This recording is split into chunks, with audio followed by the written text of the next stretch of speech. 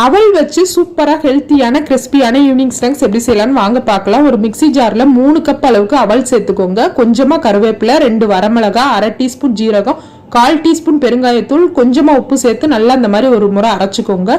இப்போ இதுல 1 டீஸ்பூன் அளவுக்கு நெய் சேர்த்துக்கோங்க. 1/4 கப் அளவுக்கு புளிக்காத தயிர் சேர்த்துக்கோங்க. சேர்த்துட்டு ஒரு முறை நல்லா இதை அரைச்சு எடுத்துக்கோங்க.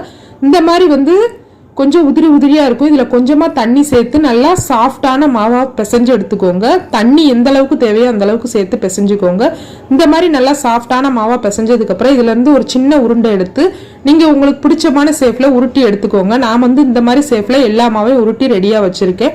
இப்போ ஒரு கடாயை சூடு பண்ணி இதை பொரிக்கிறதுக்கு தேவையான அளவுக்கு எண்ணெய் சேர்த்துக்கோங்க. எண்ணெய் சூடானதுக்கு அப்புறம் அடுப்பை மீடியம் ஃப்ளேம்ல வச்சுட்டு நம்ம ரெடி பண்ணி வச்சிருக்க உருண்டைகளை இதுல சேர்த்து 2 சைடும் நல்லா கிறிஸ்பியா வேக வச்சு எடுத்தீங்க அப்படின்னா சூப்பரா நல்லா கிறிஸ்பியான ஈவினிங் ஸ்நாக்ஸ் ரெடி ஆயிரும். இந்த வீடியோ உங்களுக்கு பிடிச்சிருந்துச்சுன்னா இந்த வீடியோக்கு லைக் பண்ணிக்கோங்க. தேங்க்யூ.